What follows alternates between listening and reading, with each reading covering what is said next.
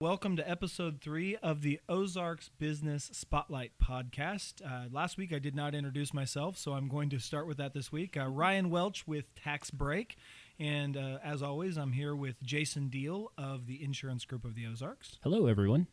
And the first two people that we've interviewed here were members of the mob, and the lady that's here with us today is also a member of the mob, which is the Masterminds of Business.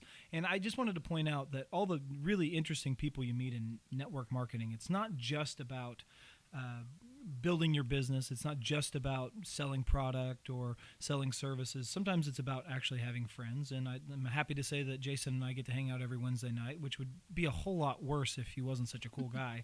And the reason I bring that up tonight is because no offense to anyone else that I've met in the mob, but probably my favorite person that I've met in the mob, and my wife and I have been over to at a party at their house, is Melissa Bittle of Melart Graphic Design. Woo-hoo. Hey, Melissa. Hello. How are you doing this evening? I am so excited to be here. Are you? You see me. You're a little giddy this evening. Before we go any further, Melissa has actually designed 2 or 3 different logos for us, and Jason hasn't seen them yet, so I kind of wanted him to see it on the show. Yeah. So if you can, do you have those on your phone, Melissa? I'm excited. Do. Okay. Well, and let's just explain why we're asking Melissa for these graphics. Yeah. Well, how long have you been in graphic design? Well, I started actually in high schools when I was introduced to it, so that's been a few years. Not that many, 6? Just a handful. 16. Oh, okay. And then that's what my college degree is in, is graphic design and print technology. But I've actually been pursuing it. I worked about 8 years for a magazine, and then about the last 6 years off and on doing clients, projects, and now since about March, April, really pursuing my business. You have a day job that we can talk about a little bit. I What do you do? Yeah, I work part-time for Academy of Hair Design. It's a cosmetology barbering school in Springfield. I'm admissions director, and I do graphic design for the company. We have 3 schools, 1 in Springfield and 2 in Austin, Texas. So I get to do my graphic design through the company there also, and then I work part-time doing my own graphic design business. Huh. You have brought in to me, because we've talked, we were helping out with some tax stuff and doing business stuff, and you brought in a couple of your portfolios. Yeah. And show me, you've had some pretty good clients, or pretty I have. named clients, people that know who they are. I don't know if you want to expound on that at all. Sure. Okay. Yeah, one of the things I think is the coolest, my husband works at Silver Dollar City down in Branson, and he's in the rides and maintenance and construction department. So I designed a rides logo for their team, and they wear it on their shirts every day to work. Oh, cool. They have it, behind the scenes at the park, but it's really, I'm always proud of seeing my work somewhere, especially when people wear it on their shirts.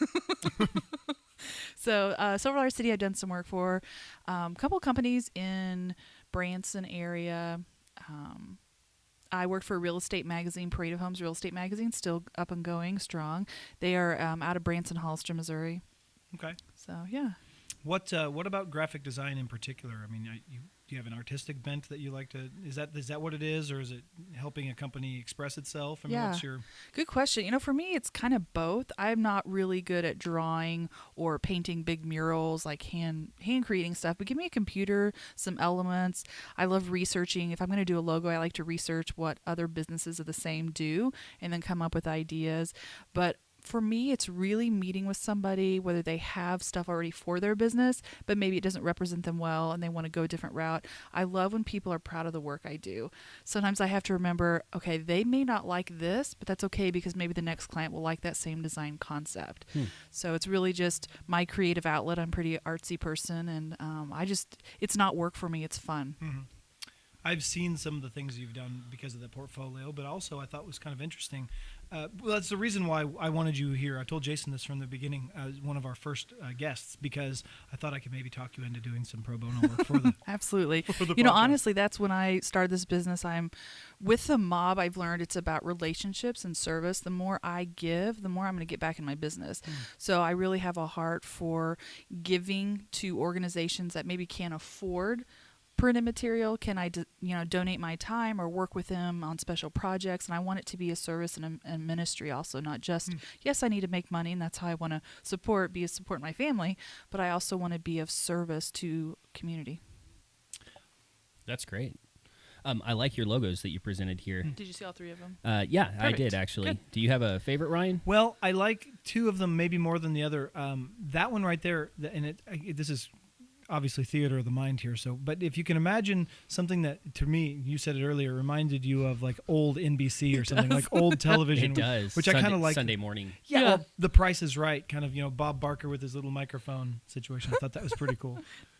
They were all, I mean, you do a great job on all Thank of them. One of them was a little more plain to me than the other, but that one that was kind of stylistically old really kind of hit me. What do you think, Jason? Yeah, I like the older looking one with the yellows, that one, and then also the one with the red text I liked. Okay. Yeah. With the shadow below it, I think it kind of pops really nicely. And we may be able to use them both, like one as the as the face of it, and then because on Facebook where the podcast is, it has the background, the whatever they call them, the banner or whatever it is that's up on the top. We may be able to use Cover both. photo. The cover photo. There you go. I apologize, I don't know all of the words, but no, Melissa, you did a great job, and Thank you. I happen to know you didn't take a whole lot of time on those, which is really because we talked about it today. But Yeah. but that's what I wanted to say, that not to make fun, but because you did such a good job. I mean, you probably spent the same amount of time as I did on the generic one that we have up right now, and made a much better logo. If you're interested in talking to Melissa about what she does, go on and look at our logo and see what she can throw together in an afternoon. And if she can, because she knows me, and she kind of asked me what I wanted, and I gave her absolutely no Those direction. are my favorite clients. That's what I've learned actually about design. Some people think they know what they want, so they give you some direction, but a lot don't know. And I'll design a couple, especially for logos, give them probably more options than I should. And I always need to tell them that, hey, if this is close to what you're like, we can always tweak it. I'm always willing. I want the end product to be something you're proud of. Sure. So it's a process. And I'm learning, the more clients I work with on different projects, they need to be reassured that on the front end that, hey, I don't get one option, I have to go with it. She's going to work with me to make it something I'm proud of. I really like So what you said about talking to people, about getting to know them, because their business is an expression of themselves. We do taxes. Jason's company does insurance, and Yeah. both of those are very generic type of businesses. So many people do them. There's a lot of different companies you can go through. So you have to really get to know what that company is trying to say. absolutely. Yeah, and who their demographic is. Because what works for one area may not work for another, or even age group, or the type of clients that they are going for. So what does it say about us that Jason and I picked the 1970s style Bob Barker looking I think you logo? sat in front of the TV on weekdays and watched a lot of game shows. Maybe we all did at that age. Pretty classy. We want the younger That's- listeners, but That's the word, classy. I was looking for that. we want as many octogenarian listeners as we can possibly get, if that would work out for us. Yeah. Okay. Yeah. So tell us a little bit more about your business, and you have clients through the mob right now. You're getting a lot of. I do. Yeah, so for me, about 6 years ago, I was working at the magazine. I think I've determined 3 to 5 years in a job, I'm ready for a new challenge, whether that means different job altogether, or maybe just, refocusing my attention in the job of what I want to do. So about 6 years ago, I'm like, man, I really want to branch out and work for myself. I was working at the magazine. My aunt owned a cosmetology school. And she says, hey, Melissa, why don't you come work for me? I think it'd be a good fit. Made that transition, and I did, and I loved it. Worked with admissions, talking to people, educating them. Any business you're in, whether it's cosmetology or graphic design, it's about educating your potential client on what it is they're trying to buy into. So I was really good at admissions, talking to people. 3 years ago, I transitioned up to Academy of Hair Design here in Springfield, continued that work. Then so I've been in the mob for 3 years with Academy in a chapter.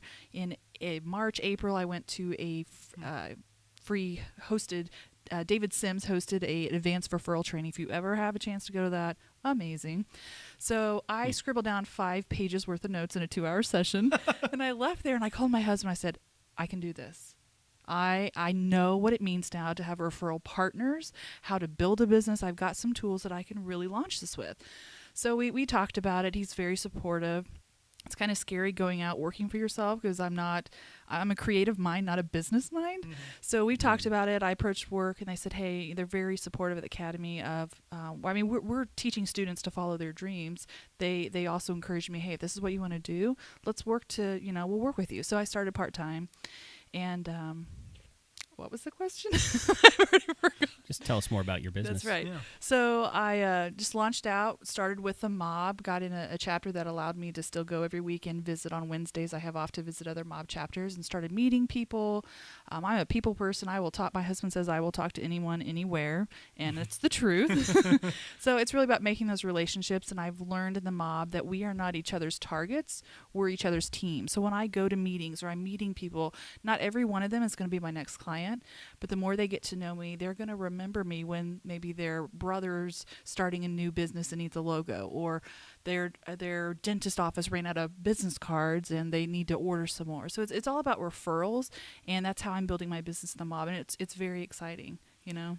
I remember whenever I first met you, you were one of the leaders of the mob group that you were in, Mm-hmm. and I think the first time I met you, you were actually still with the Academy of Hair Design that you were talking about at that time, and then you transitioned over relatively quickly thereafter. And I remember you guys making fun of me because you found out that my car Yes. has a name.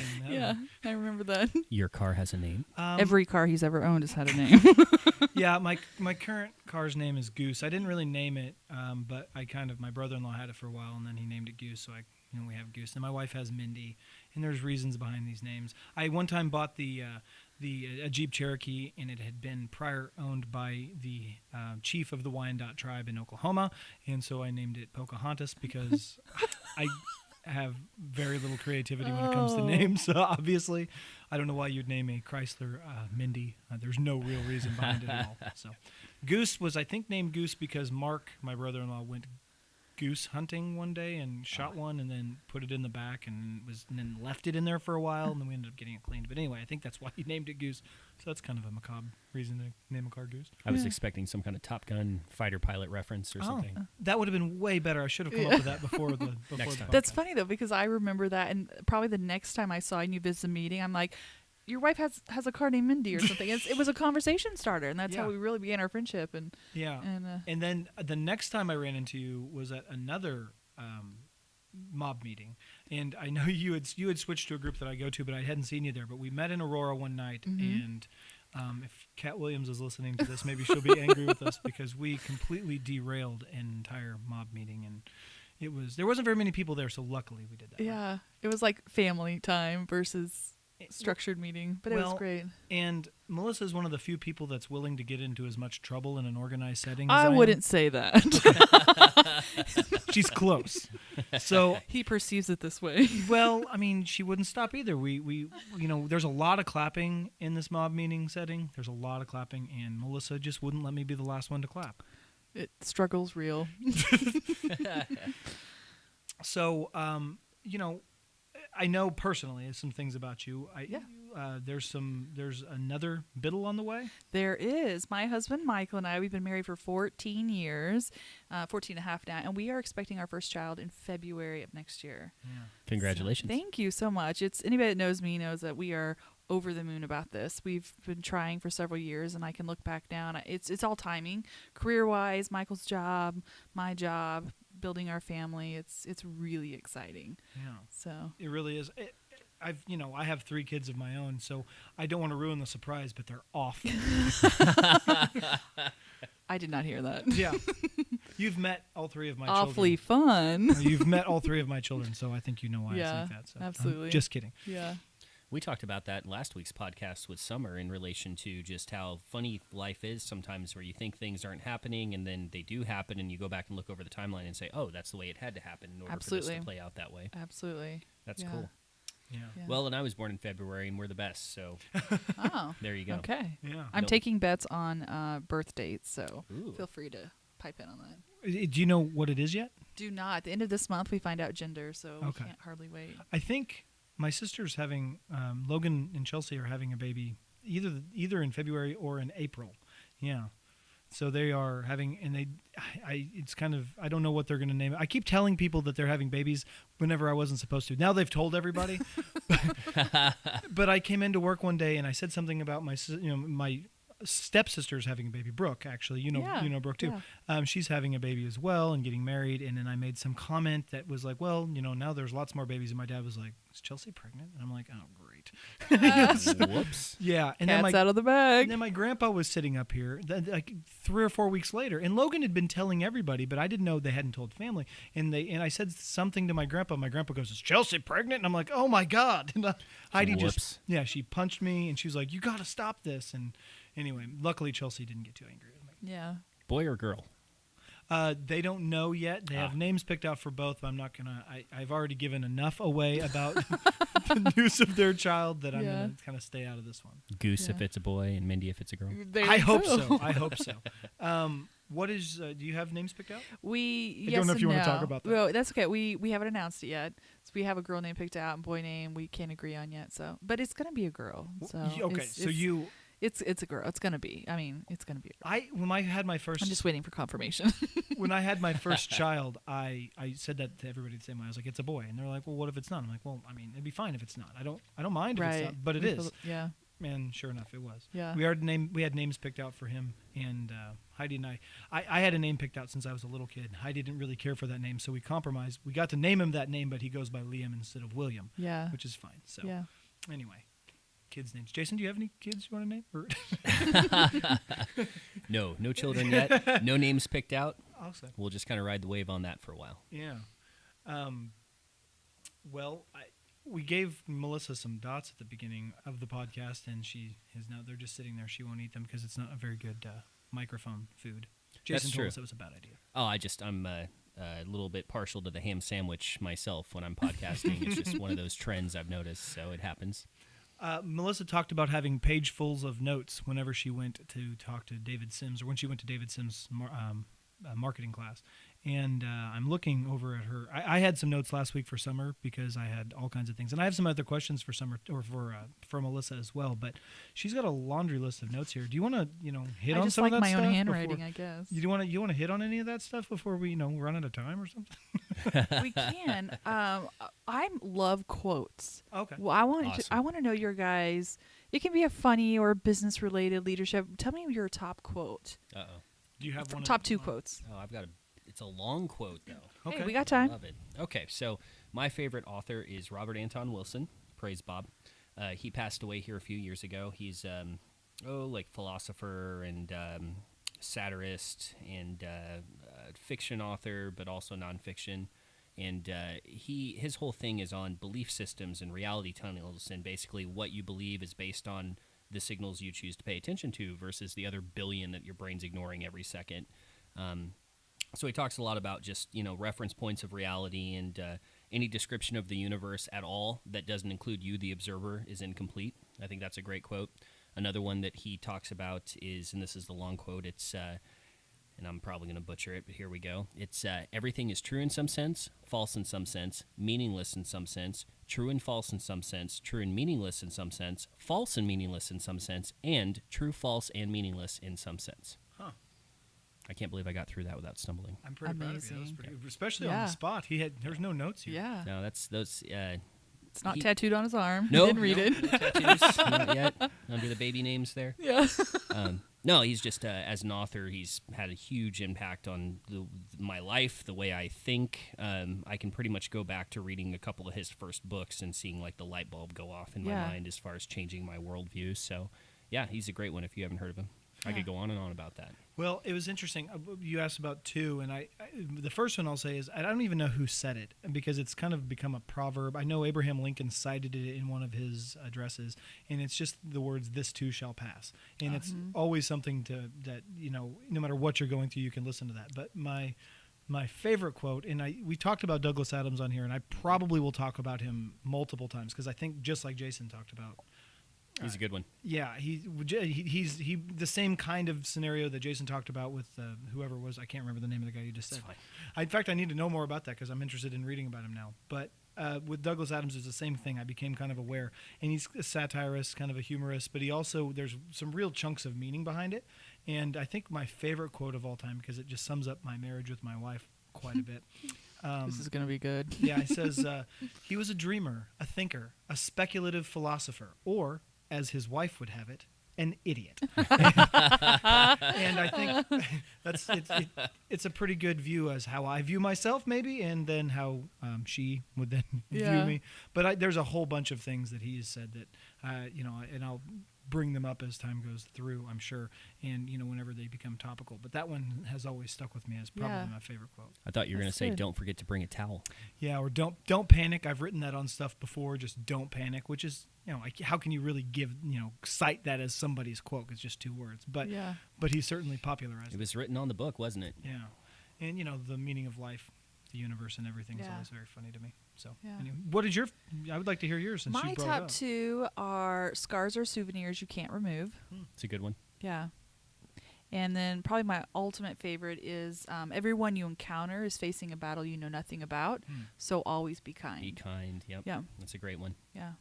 It's kind of I hope it's my a life motto that I live it out, but I have never witnessed you not being kind, so. Or give a hug. I'm the resident hugger anywhere I go. Yeah, and which is funny because I gladly hug Melissa when you're around. You're just kind of a hug magnet for me. I am Hug magnet. I am not a hugger in general. Like, I'm not, but Melissa's like, give me a hug. I'm like, all right. There's very few people that I encounter that I'm like, okay, I won't hug them again because it was that uncomfortable for them. But I have friends that I'd like aren't to know huggers. more about that. But I have friends that aren't huggers, and 6 months into the relationship, they're like, they see me coming and they're like, let's get it over with. So I hug when I get there, and I hug when I leave, and people just know that's me. In fact, I had a friend one time. We went to their house for dinner, and we left, and I get a text message next day. He says, "Hey, are you upset with me about something?" I'm like, "No." Why? He's like, "You didn't hug me last night." I'm like, "Noted. I will never not hug you again." That's so funny. it's just my thing. So yeah.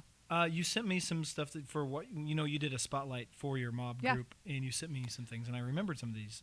It says you've been on 14 mission trips. Is that right? I've been on to 14 countries, 14 whether it's countries. between vacation and mission trips. Okay. Some are cruise ports, some are family vacations, but yeah, a couple mission trips. What were your 2 favorite mission trips that you went on? Then? 2 favorite would probably be the foreign mission trips I did. When, Okay. after my senior year of high school, I got to go to Nicaragua, and that was, we flew down into the capital city, quotation marks, my air quotations, and when we got there, I remember it was like, this is so dirty, and I'm sorry to interrupt, but I'm really glad you did the air quotes, because Summer tried to do that last week, and I had to call her on.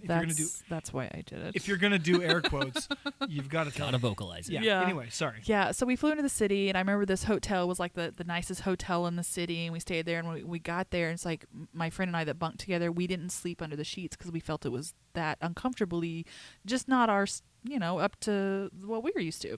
So then we traveled several hours out into what they call, quotation marks, the jungle, and, it was just, it's not a jungle, it's a woods, and we didn't have running water, no electricity, slept on literally a mat on the floor of an open air building, and we served and built little cement block houses that were like 10 by 10, and these are the houses, 10 roof. So we got to spend time with the locals and stuff. And then I remember when we went back to Managua, which is the capital city, we stayed at the same hotel. It was like paradise. This is the nicest hotel room. It was just such a change. That's what I love about any type of serving you do, whether it's local or even foreign, that it changes you, your perspective. And it's always a good reminder the next time I go on one. That it's going to affect me the same way. The most recent one I did was 2 years ago. I got to go to Rwanda, Africa. Academy of Hair Design actually has a school in Rwanda that we're the financial backers for and support for that group there. Really? It's through Africa New Life Ministries, incredible ministry. You can hop on and check it out online. They have a theological college and then several sewing school, so the people that get accepted into the program learn to sew, and then when they go out, they actually have a job. Rwanda itself is where the genocide happened 20 years ago. Yeah. And I didn't know anything. I was 13 when the genocide happened, so when I was going to go, I started researching it, and it's like, this is pretty incredible. So when we went there, it's beautiful country, beautiful people, but got to spend 10 days on the ground there working with the students in the school, really just loving on them. They couldn't understand why we would spend money to come around the world to hug on him and love on him and support him. And my husband and I sponsor a little girl. She's about 8 years old now. Her name's Kelia. She's so cute. I got to spend 2 days with her actually there when I was there, and we don't speak the same language. It didn't matter. We'd sit there and stare at each other and hug each other, and she'd giggle. And it's just, she writes me letters, and, we can correspond with her, and it's just incredible. That reminds me of that movie about Schmidt. Jack Nicholson. And he had Mbutu, I think was the kid's name, and the letters he would write, he would write about all of his, first world problems to this poor African kid, dear Mbutu, or whatever. And very funny. Anyway, so I wonder, do you write those types of letters? They kind of guide you. Don't talk about family pets because they don't have pets. They have a cow or a goat that sustains them. Is food. Sure. So there's certain things they say not to talk about, but tell them about your family and your kids and relationships and stuff. So she's so young that we just talk about general things, but she draws pictures. When I was there in Africa, we went to a church service that was 2 hours long. Those people know how to praise the Lord, let me tell you that. So we sat there, she went to church with me, and we drew pictures. So I would draw a cat face and then she would draw it, and so we were just sharing pictures, and it was a very interesting connection. And Rwanda, I would say it's a once-in-a-lifetime trip that I will make again. I will go back someday. So, whenever I was in high school, I went to Haiti. I think I was telling you this beforehand. And we went and stayed on this little compound where these folks had basically rowed up to the shore in the 70s and created this compound. And by the time we got there in the 90s, it was it had been built up pretty well. And there was cabins for us to stay in, sort of better amenities than even what the natives were living like. And there was always these activities that were behind fences. And my group and I just I didn't really go there to interact with people from Florida, so we would kind of venture out. They wouldn't let us go too far out because there were voodoo tribes around there, so we were having to avoid, we couldn't go too far out because that was kind of some weird stuff. But the kids would just run around out there, and I remember just playing with those kids all day long. I had taken enough French classes in high school to be able to muddle through Creole, which is a dialect of French. One of the girls that was with us, I told the kids there that her name was Macaque, which is the Creole word for monkey, and they could not. That was the funniest thing to them. They were they could not believe that this blonde-haired girl was named Monkey. So it's funny. The reason I brought that up was less to talk about me, but more about when I came home from that mission trip. It was such a culture shock. It didn't bother me going there because I kind of had an idea that Haitians were poor. When I came back, though, it wasn't a conscious thing, but I remember struggling to kind of get back into normal American life because you almost have a guilt, and I hate to say that. Yeah. Well, and you look.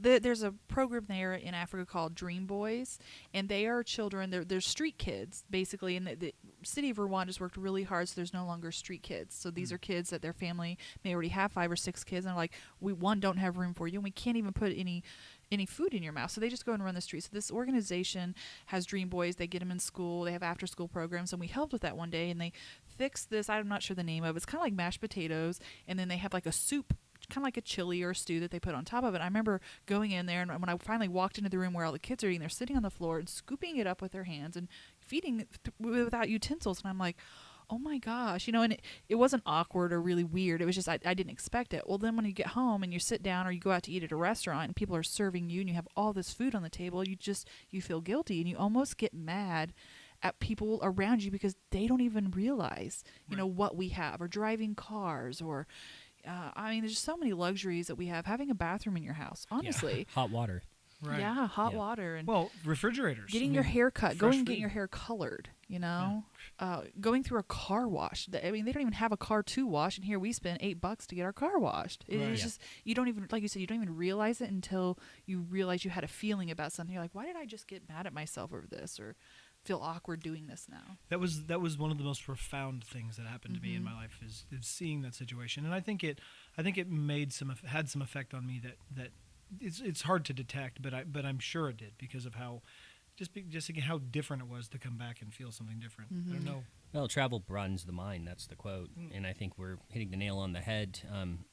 I have a friend in South Africa who I talk to over the internet. He's a gamer buddy, and we've become pretty good friends. I'll probably never meet him in person. Lives on the other side of the planet, and when we have conversations, the things that are just absolutely day-to-day mundane to me are big news for him. Yeah. They got a Burger King over there, and you would think that the stars stops sparkling in the sky or something. Like, it's just this huge attraction to have a Burger King. And that's South Africa. And that's not a... No, it's not. He's not in the jungle. He's in, right. Not Johannesburg. That's what I always say, but that's not right. Cape Town. Cape Town. Yep. Okay. So he's in a big city, and it's a city. It's not like out in the desert or in the jungle or something. But yeah, him talking about not getting his Dr. Pepper at Burger King. I mean, he's just like, he was so excited to go to Burger King, and then he went and they didn't have Dr. Pepper. And he was like, what is going on here? And I'm like, it's just Dr. Pepper. I mean, you can go any place up and down this road out here, and 20 different spots will have that. But for him, it's such a delicacy to have Dr. Pepper. And yeah, just having his friendship and talking to him on a regular basis has kind of changed my viewpoint on a couple things. It humbles you a little bit. Yeah. Because we are very, very blessed to be born on this side of the pond. When we were researching to go on this trip to Africa, I realized for me, and a lot of it's maturity, experience, getting older, that the word compassion, I want to be known as compassionate. You know, sympathy is seeing something and feeling sorry for the situation. Compassion is seeing it, recognizing, and acting upon it to help the situation. So that's, you know, kind of besides always being kind, I always want to be known as somebody that's compassionate. I think they go hand in hand. Yeah. I would say. Conversely, I don't know if you guys have ever seen this. There's a Netflix television show. You know, you watch these travel shows, and they always hit the high spots and all these things. There's a show called An Idiot Abroad that was produced for... Oh, it's such a great show. Sounds like my kind. Oh, yeah. No, Melissa, you weren't the star. Well, I may be an idiot because I never am fearful when I travel, and maybe I should be. I always just feel like God's going to protect me. If I'm supposed to do this, I'm going to be fine. I was that way, too.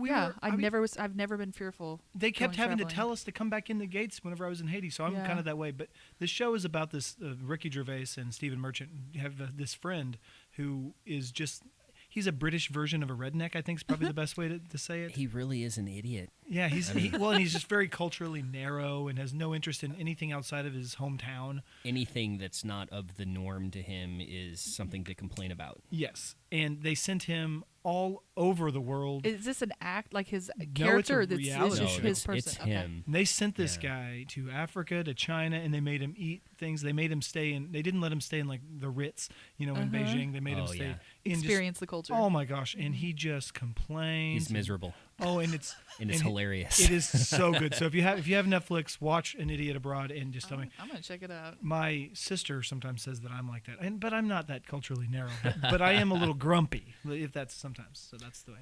What is it? He invents it's like the inflatable pants or something. Yeah. He's complaining about sitting on rocks, and so he comes up with this great idea where it's basically like an inflatable life ring, but on the tush of your pants. And he's like, that's the problem solver right there. And he's watching people in China eat bugs and scorpions and things, and he's like sitting there, and he brought these crisps from home, and he's like, and I'm the weird one, he's like, I'm sitting here, and he's like, this is mental. Like, he's watching these people, like, and this woman's like just looking at this, and she is like looking at this scorpion on the stick, like it was lovingly. Oh yeah, like she can't wait. Right, Savoring like I would it. look at a steak, like, oh my god, this looks so good, and she's like picking morsels off of it, and he's like just disgusted, it's very funny. That's my least favorite thing about traveling. Actually, is the food. I'm not very adventurous, and I've learned you always pack a little snack in your bag so you can kindly decline and then eat when you get back to the room. The worst part of the mission trip to me was the fact that there was a goat tied up outside of our hut that we were staying in, and it's just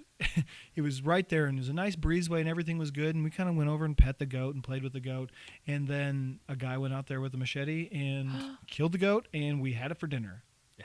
Yep. And I'm not a real worried about animals person, but I did not eat any of that goat. Oh, you didn't expect it. No, I'm like, my God, we just killed it right in front of me, whatever. The whole thing, we're like, whoa. So it was like, no, I'm not eating that. And I grew up, my grandpa's a cattle farmer, so it didn't really bother me, but kind of, I guess over matter. I guess it did. Yeah. Mind over matter. What else you got written down there? Let's see. What else would you like to cover, Melissa? Yeah, one of my favorite questions, I've learned this from John Maxwell too, is who do you know that I should know? Whether it be in your personal life, somebody that was a mentor, leadership in your business. Is there somebody you're like, man, they've taught me a lot. Who's somebody you know that I should know? That's a good question. And now we'll take intermission while we think. I have, there's been some people in my life that have really taught me to be myself. And unfortunately, the reason I'm hesitating with this particular teacher of mine was because he doesn't live around here, and there's virtually no actual way of you knowing him. But if anyone could have grown up with a teacher like that I had whenever I was a kid, who's my music teacher, and how he basically pulled out of me something that I didn't know was there. A creativity, a passion for music and for things that I'm now are second nature to me to think of things creatively and to have confidence in myself in those types of ways that I can do those types of things. And I think had you been able to have this particular teacher whenever we were in school, Melissa, you probably would have loved him. He was great. Some kids could not stand him because he was really weird, but to this day I'm still friends with him. So it'd be my high school and junior high choir That's cool. teacher would have been and networking things you always, or leadership training, business training, you always hear you want to surround yourself with people that are better than you. So I've heard it enough times, I'm actually like, that's kind of true. So it's interesting in the masterminds of business, the mob, we start meeting these people that are successful business people, or those that are their business is where they want it to be and they're running it well. And it's fun to meet those type of people and get acquainted, and you see them at other mob chapters and building those relationships. So.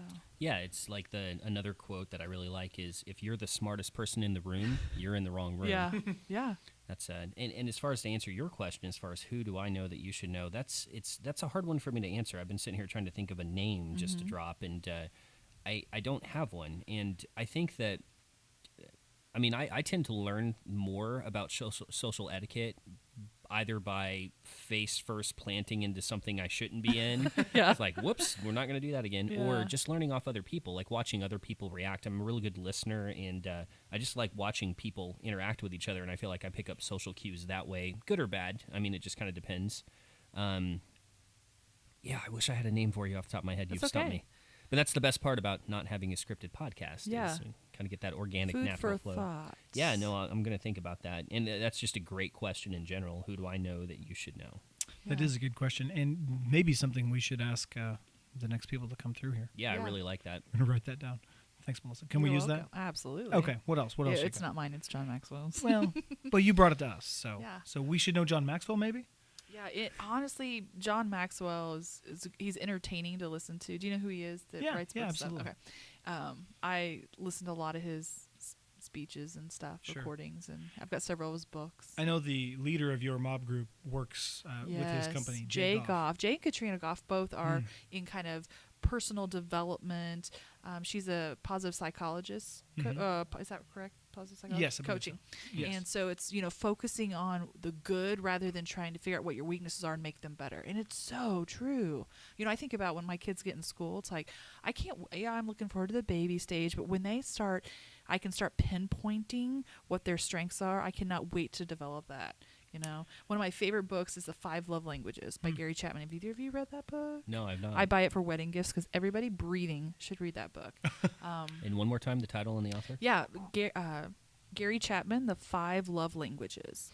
And it's not, do you want me to give you the roundabout go ahead. summary of it? The back cover? Yes. So it's the concept that we all have a love tank, air quotations, because it sounds silly, but we have, or your soul, what makes you feel loved and accepted by people. And there's 5 different areas. You have physical touch, acts of service, words of affirmation, gifts, and quality time. So you're usually a top 2, and then the other things, and opposites attract. My husband and I are complete opposites. So I have to learn, for us to be a good relationship, I have to give to his love languages and vice versa. But it helps with, your coworkers, your boss, your children, your spouse, your mom, your dad. It's just every relationship in your life can benefit if you know these and can recognize them in other people.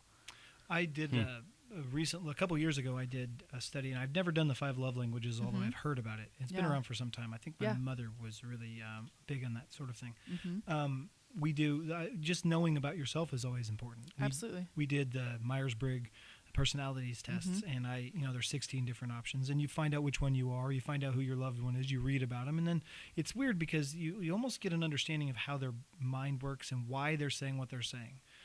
So you can cater what what you believe and what you say, and how you contact them. And it's what you're talking about. Absolutely. With the love languages. I think that the love languages go more on a personal level versus maybe a professional level. But the more you know about yourself and the more you know about those around you, you're going to be able to interact better. Sure.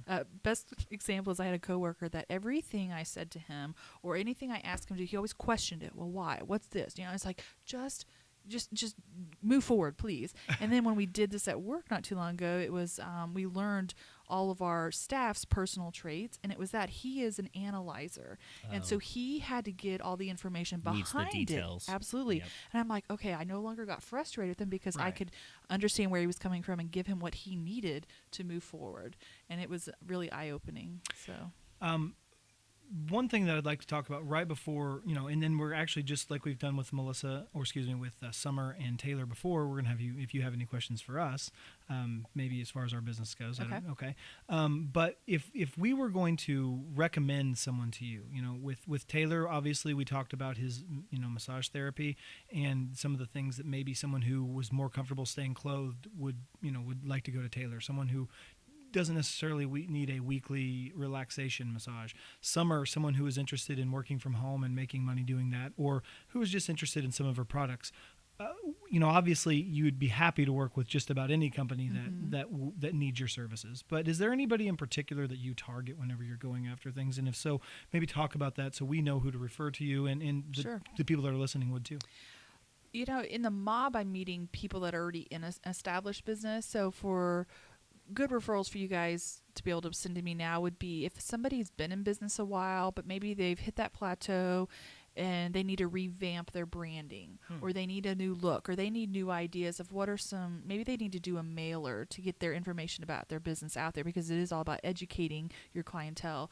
So anybody that just wants to sit down and come up with some new ad campaigns or wants to do a mailer. Logos are always a big thing. You don't really want to change your logo every couple of years. You need to have a good branding. Any startup business, I teased this morning in one of the mob meetings that, hey, we go to meetings, we go through a lot of business cards. You guys need to order business cards. So anybody that's just needing a printed project, whether they already have the design and need to reorder printed project or need to design from scratch. But really, anybody in business, I do a lot of personal projects too, invitations, wedding invitations, birthday invitations. I've done those for my nephews and different people. So flyers for special events, if you have an upcoming sale or promotion you're doing, anything like that. My recommendation is anyone who would need any of those types of things and just wants to meet with somebody would meet with Melissa. So if you like a very nice, highly energetic, sympathetic, and I would even add to something she hasn't said, empathetic person who is going to, empathize with what you're trying to do with your business, Melissa's really going to go through that. And so anyone who has any kind of need in that way for any kind of printed material or anything, talk to Summer or Melissa, excuse me. I don't know why I keep doing that. Talk to Melissa about those needs and those types of things. Or if you just need a hug. That's right. She is a hugger. And other than the select few, which I don't know if she's going to tell us about any. What's the most awkward hug you've had? This is kind of Uh-oh. blank stare. There's been a few. I don't know the most awkward one. Okay, you don't have to tell. That's kind of a weird story. And certainly don't tell any names. We don't want to call anybody out unless you just want to. I can tell you recently, my dad and I had gone to a Chinese restaurant in Springfield, and our waitress was very friendly and very smiley, and she complimented me on something I was wearing that day. I'm like, words of affirmation is her love language. So when he went to pay, I'd gone to the restaurant, I came out, she was standing there, and I said, "You have a great day." And she got so excited. Or I told her she was a great waitress. Thank you so much for your service. She got so excited, and she put her arm out, and I thought she was going to hug me, but she was going to shake my hand, and I just hugged her. I think it made her day, though. Just drug her in and made her. Yeah, but I pinpointed, she's a words of affirmation, so she got so excited that I paid her a compliment. Okay. So and then I hugged her. So, you and I have talked a lot, but you may not know as much about Jason. No, I don't. Do you have any questions that you could ask Jason? Put him on the spot. As last week we found out that he danced, the week before, and other things. And then the week before he talked about his quadcopters. And so, what else do you have? That is yes, quadcopters intrigued me, and so I've been actually watching a lot of realtors and businesses will use that. And over the lake, Table Rock Lake, people are always filming. What is the do you do it as a business and people hire out your services for that? I'm a recreational photographer at this point. Okay. I do have the course material to get my FAA certification to become a commercial pilot. That's becoming a big thing, isn't it? It is. I was at the airport this past weekend shooting Springfield Airport, and just a friend of mine who runs a charity had an auction where somebody had donated a private charter flight. So we went out, we filmed the airplane, the tarmac, them filling up the plane and everything. It was really fun. I was surprised at the access we were granted. We were definitely in Springfield and not a bigger city because it was pretty much walk in an unlocked door. Who are you guys with? All right, yeah, whatever you need, just let us know. And then we were on the tarmac. Yeah. So, have you ever filmed someplace you shouldn't have been, but you snuck it over there anyways? no, I'm Only say this if it's past the statute of limitations. Yeah. well, no, He's a rule follower. we're recording. No, I'm one of those guys that's very keen on the safe flying, fly Sure. where you're supposed to, don't fly where you're not supposed to, and that's because I mean a lot of people don't realize these quadcopters. They buy one, it's a toy, it's fun to play with outside, and then the second it gets away from you, now all of a sudden you're standing there holding a controller, and you basically have like a lawnmower that's flying itself. Yeah. How does a person find out where they can and can't? How do you even begin to research that? It's right now it's governed by the FAA, and they just changed the rules a couple weeks ago. So the standing rule that's been a rule since they enacted the rules last year was you cannot fly within 5 miles of an airport Okay. under any circumstance unless you have clearance from the tower, which they won't grant you clearance unless you have a higher basically level license than what I have. It's higher than the recreational Okay. one. And then the other rule, it's changed just here in the last few weeks, but a lot of people have the misconception that, I own a house, I own this land, so therefore I own the air above it. That is not the case. The Okay. FAA manages that airspace. How far off the ground? It kind of varies. I've heard actually different answers to that. There was a court case, I want to say in Illinois, or maybe Texas, somewhere there was a court case where a judge issued a doctrine saying if it was above this high, then you have no control over that. It's the FAA's controlled space. I don't know what the actual foot is. I mean, you won't find me flying over other people's properties. You won't find me flying over people in general or automobiles. I try to stay away from all that. Because I've seen enough drone failing videos to know that it can go sour real quick, and you could theoretically hurt someone aside Right. from your equipment, which my big drone's $1,500 piece of equipment. Right. Well, I can't imagine you'd want to ruin it for anybody else either. And that's a big one for me is I'm not going to be that guy on the news that then Right. spoils it for everybody else. And it's sad because there's a lot of people that they either don't know the rules or they don't care. It's kind of the who's going to catch me mentality because Yeah. obviously the FAA doesn't have patrol vehicles out there. Sure. If you just type in Quadcopter Springfield, you'll see all kinds of videos of people flying downtown over the ball field next to Hammond's Tower, places they absolutely are not allowed to fly. So I'm that guy that seeks those people out and then just kind of friendly tries to bring them into the fold to say, hey, yeah, I'm also a quadcopter pilot. Let's hang out or let's get to know each other. Oh, by the way, do you realize that's an illegal flight? And then I try to just kind of talk them to the right direction. It's kind of the Wild West right now. It's new technology. It's becoming more affordable. There's a lot more of them out there. Every Christmas there's going to be more of them. And, eventually it'll hit a tipping point where actually when I was at the airport this past weekend, I was speaking to one of the pilots there, and she told me that they're projecting over the course of the next few years that there will be more drone pilots registered with the FAA Wow. than commercial pilots. It's interesting. So the number's taken off, and yeah, it's fun. It's just a fun hobby. It gets me outside. Yeah. You have all kinds of hobbies. I mean, podcasting, quadcoptering. I heard somebody say once that they don't have hobbies, they collect hobbies. And that's kind of where I'm at, I I can guess. relate to that. I find things I'm passionate about, and I jump in just feet first for a couple years and just eat, live, and breathe it. And then I'm like, all right, time for something new, and just Yeah. move on to something else. Sure. Yeah. Do you have anything else? Any other questions for Jason, for me, for anybody? It's okay if you don't. I don't mean to put. She's making faces into the microphone. This theater of the mind thing. I don't know how to describe the faces. For the listeners, Yes. we It's see the faces. eek. I don't know. No, it's okay. Don't worry about it. Well, put you it's on not the really spot. business related, but it was about travel. Where is your favorite place you've ever been? It didn't even have to be foreign. And why was it your favorite? Oh no, you get an answer I first. can answer first this time. I think I really, really like outdoors things. I'm not a hunter. I'm not a fisherman, but I sort of have just an affinity for being outdoors. Last year, I had the. I'm not going to say this is my favorite because Colorado is awesome in the summer and in the winter. And I remember a couple of moments in particular. There was a time when we were on the top of a mountain where I was 18 years old. It had just snowed. We were the first people on top of the mountain that morning, and we look over, and it was just, I mean, it was clear, and it was beautiful, and everything was great. The snow was perfect. It was awesome. But last year, I got to go to North Carolina about this time of year, actually, 1st of October, and they actually have a lot longer fall there than we do here. It seems like, it stays a little cooler right around the Smoky Mountain National Park area. And one night, we went to this lookout.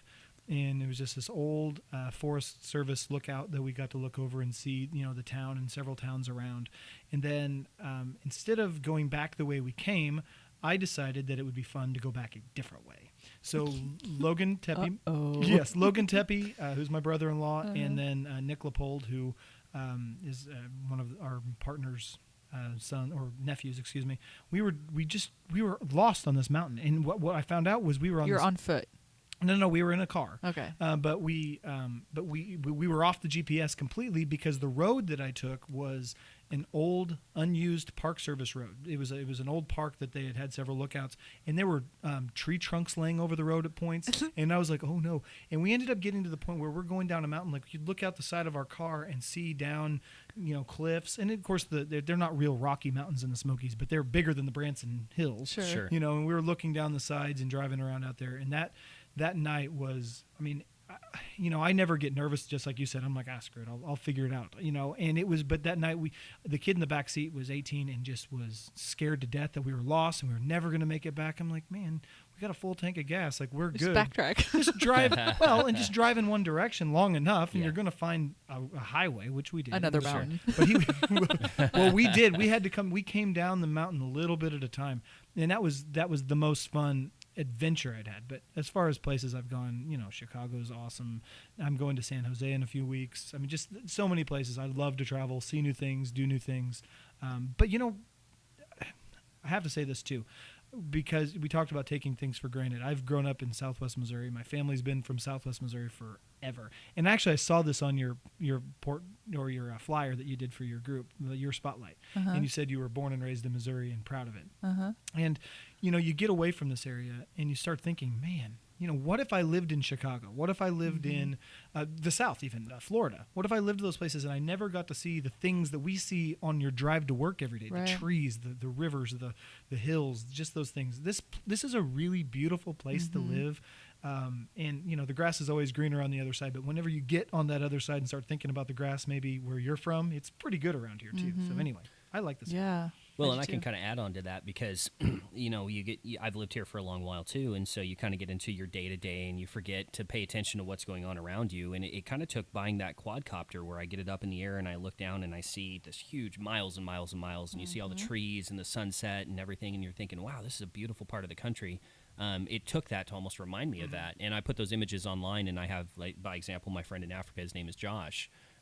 He'll see the pictures and he's like, by golly, is that a forest behind you? And I'm thinking, no, it's just some trees, but actually, yeah, I guess it is a forest. I didn't even really realize that was there, but now I've got a picture of it and it's on my radar. So probably the coolest place I've ever traveled. This is a fun story. So to be 18 years old and to have a, I think, part-time job at the time and no responsibilities whatsoever, I had a friend pull into my, and I was still living with my mother at the time. So, I mean, I just graduated high school or something, but I had a friend pull into my driveway at let's say about 10 o'clock at night on a Friday night. And he said, what are you doing this weekend? And I said, nothing. And I meant nothing. I had nothing going on for days. And so I said, get in. And I said, okay. So I hopped in the car. It was him and another friend of ours. And we just took off driving. And the goal was, how far do you think we can be by sunset or sunrise? And I was like, which direction are we driving? So he's like, let's go east. All right, cool. I don't know, Ohio. We made it to Ohio by sunrise. Nice. So then we're sitting somewhere in between the state line and I think Columbus or something. And he's like, okay, we made it to Ohio. Now where? And I was like, I'll just keep going east. I don't know. We don't have anything going on. So we just started driving. And I think we had a road map, and that was about the only planning that we had. And we ended up at Niagara Falls. Wow. We left a ways up there. Well, we Yeah. left at like 10 o'clock or 11 o'clock on Friday night. We pulled into Niagara Falls, New York in like 5:30 on Saturday. Literally just drove straight there. Wow. Got out of the car, hung out for maybe a half an hour, got in the car and drove back to Springfield. Wow. And there's just something, I mean, even though I was only there 20 minutes, half an hour or something, it was humbling to see Sure. Niagara Falls and just how massive it is and how much water is there, and there's mist in the air everywhere. And I don't know. It's just again, I was only there maybe 20 minutes, and those images they're just stark. I totally took that imprint. It's a beautiful, beautiful place. Yeah, that's cool. What about you, Melissa? And you? Probably Africa. Well, That's one of my favorites. Yeah. Okay, you win. Yeah. I grew up taking family vacations about every year. We'd at least either drive down to the beaches and camp on the beach in Florida. Really fun trip we took one year was my dad's work. He'd won a trip and went to some training up in Canada.